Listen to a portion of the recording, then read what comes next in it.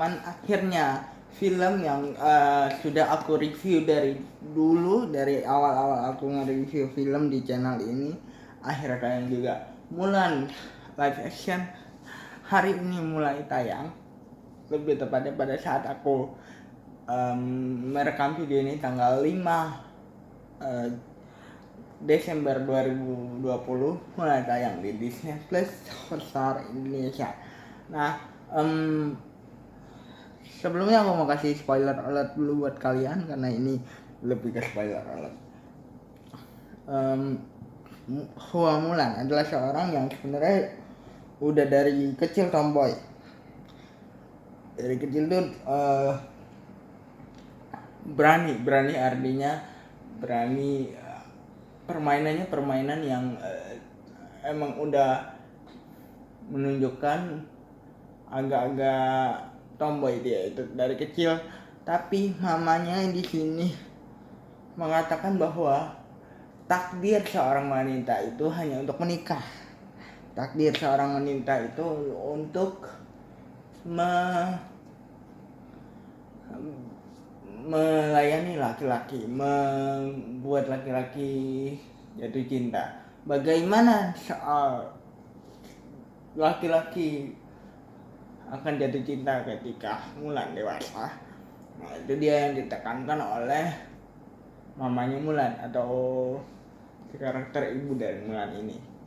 Nah, oleh karena itu mulai dari usia sekitar 9 tahun Mulan mulai meninggalkan karakternya dia yang sedikit agak tomboy itu dan mulai belajar menjadi seorang wanita yang anggun, yang sangat disukai oleh laki-laki. Supaya dia benar-benar disukai oleh laki-laki, sebenarnya dia tidak mau untuk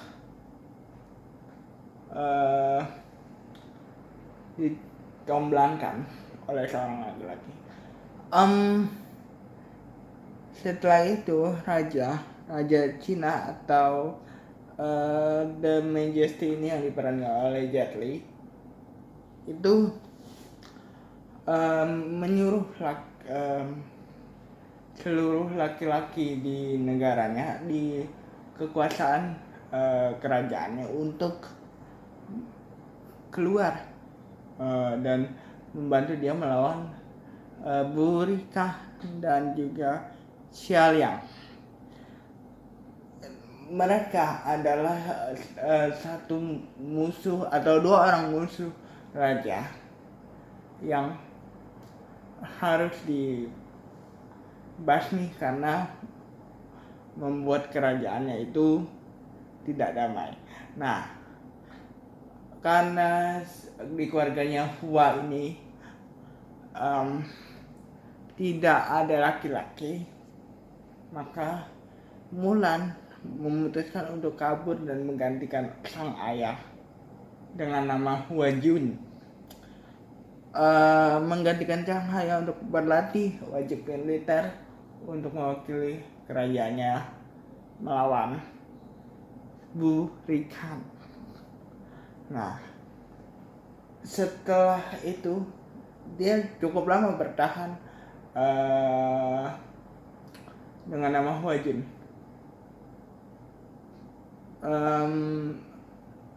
Sampai akhirnya Commander Tang itu sebenarnya mengandalkan dirinya pada saat final battle, artinya para laki-laki yang ikut wajib militer dan bergabung ke dalam pasukan kerajaan itu harus melawan Bu Rika dan juga Xia Liang. Dia sempat kalah dengan Xia Liang yang merupakan penyihir yang sangat kuat. Di saat kekalahan itu dia hampir tidak dapat bangkit dan hampir menyerah. Tapi di pedang milik ayahnya itu dia menemukan kata jujur. Akhirnya dia melepas semua penyamarannya dan melawan Xia Liang dengan nama Hua Mulan. Huawei yang adalah love interestnya di film ini sebenarnya tidak mengetahui bahwa dia adalah seorang wanita. Akhirnya si Mulan ini karena terpacu oleh kata-kata yang ada di pedang ayahnya, yaitu adalah jujur, dia memutuskan untuk jujur dan memakai identitasnya sebagai Hua Mulan. Oleh karena itulah dia sebenarnya dipecat dari pasukan kerajaan dan dikembalikan ke keluarga. Ceritanya seperti itu. Tapi dia bukannya pulang, tapi malah kembali lagi ke Komintern untuk memohon agar dia bisa bergabung, walaupun dia wanita, bisa bergabung di pasukan kerajaan itu untuk melawan Bu Rikang yang hampir saja merebut kerajaan. Ada Xiaoliang ini melakukan kejahatannya karena dia sempat ditolak, karena dia berkarakter seperti Mulan yang pemberani, yang agak-agak tomboy, yang kuat, yang menjadi orang yang jago bela diri istilahnya. Dia tertolak dan Burikan ini gagal atau benci kepada raja karena raja membunuh orang tuanya, membuat dia membenci sang raja. Hua Mulan di situ kembali dan memohon kepada Komintern untuk memperbolehkan dia ke dalam pasukan, karena dia sempat dirayu oleh Xiaoliang untuk bergabung ke pasukan lawan dari kerajaan karena bernasib sama, yang adalah orang yang agak sedikit maskulin, bisa dibilang begitu, tomboy, yang kuat, yang pemberani, harus dipaksa untuk dijodohkan kepada seorang laki-laki karena adat. Xiaoliang ini sebenarnya pengen kembali ke pernah ikut juga pasukan kerajaan, tapi dia ditolak karena dia seorang wanita gitu kan. Pada akhirnya Mulan bisa meyakinkan Xiaoliang untuk membantu pihak kerajaan karena memang mereka berdua adalah wanita yang sebenarnya mempunyai niat yang sama, yaitu adalah melindungi kerajaan. Tapi di kasus Xiaoliang ini sebenarnya agak dikecewakan oleh kerajaan karena dia ditolak untuk masuk ke dalam pasukan.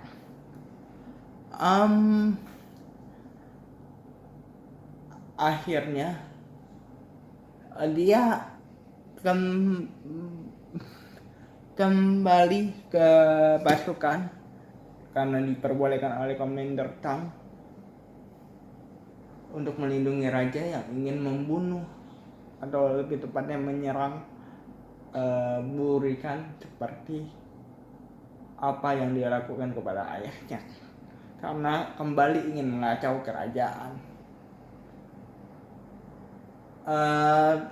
Nah, sampai di situ ceritanya. Sekarang aku pengen ngebahas apa yang berbeda atau apa yang harus dicatat dari film ini.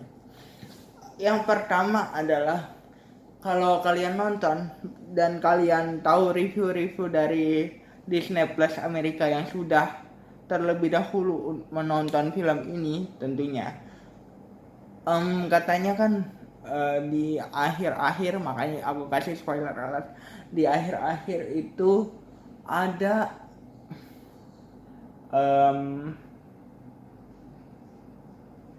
sayap yang muncul kepada Mulan. Lebih tepatnya gini, kalau zaman dulu itu di Mulan yang aslinya itu kita punya sosok yang berbentuk naga. Itu adalah juga simbol spiritual sebenarnya. Nah, simbol spiritual itu namanya Phoenix. Phoenix itu seperti kepercayaannya orang Cina zaman dulu, ceritanya bahwa cerita di film ini ya, bahwa mereka akan melindungi orang yang didoakan. Nah, simbol itulah yang membuat Mulan berani untuk menyerang Burik setelah kembali atau di final battle. Makanya dia seperti kelihatan seperti sayap. Sebenarnya itu adalah simbol dari bahwa Tuhan menyertai dia. Berdasarkan dari film ini, seperti simbol spiritual. Di filmnya pun ini berbentuk naga, tapi ini diganti dengan berbentuk burung, makanya seperti ada sayap gitu. Terus kenapa dua sahabat Mulan itu adalah yang tadi berbentuk naga tadi, dan juga berbentuk jangkrik tidak ada? Mungkin saya kira itu adalah teknik dari Disney untuk memasarkan film ini kepada orang-orang yang sudah dewasa yang dulunya menonton film Mulan, gitu kan. Gini guys, kita sebagai anak kecil dan sebagai orang dewasa justru mempunyai kalau kita sebagai anak kecil pasti mempunyai imajinasi. Nah, imajinasi itulah yang bisa dikatakan sebagai si teman-temannya Hua Mulan di sini di film aslinya, yang berbentuk naga yang tadi diganti oleh simbol sayap di akhir-akhir film, dan simbol jangkrik juga adalah sosok yang bisa mewakili imajinasi anak-anak pada saat itu akan bentuknya sebagai kartun. Kartun itu untuk anak-anak, dan anak-anak bisa mengimajinasikan bahwa dia mempunyai teman sebagai jangkrik misalnya. Tapi kan ini adalah film yang ditonton setelah mungkin anak-anak itu dewasa. Pasti tidak akan mengimajinasikan bahwa adanya imaginary friends atau adanya hewan ini bisa ngomong, hewan itu bisa ngomong gitu. Pasti kita akan lebih fokus ke segi cerita. Itulah yang dikembangkan oleh Disney di film Mulan 2020 ini. Terus Commander Tang sebenarnya adalah love interest dari Mulan di film aslinya, tapi di sini diganti dengan Hui Wei yang juga menjadi teman dari Mulan pada saat dia wajib militer untuk menjadi prajurit kerajaan. Terus yang berikutnya yang aku catat di sini adalah Disney kan di sini terkesan sebagai teknik bisnisnya adalah meliris kembali lagu Reflection yang dinyanyikan oleh Christina Aguilera untuk mempromosikan film Mulan. Tapi di sini aku nggak dapat sisi dari musikalnya yang ditawarkan di saat kita kecil. Mungkin Disney berpikir bahwa ini akan lebih jauh dilihat sebagai alur cerita daripada musikal, tapi tidak perlu juga menurut aku lagu Reflection diulang kembali hanya karena itu untuk background dari cerita Mulan yang sebenarnya tidak dinyanyikan sama sekali oleh karakter Mulan ini di live actionnya si Mulan ini. Terus kalau kalian tanya apa bedanya, itu ada beberapa bedanya. Pada saat Mulan berdandan untuk dijodohkan, untuk mencari jodoh, itu tidak ada musiknya, karena perkembangan cerita itu tadi.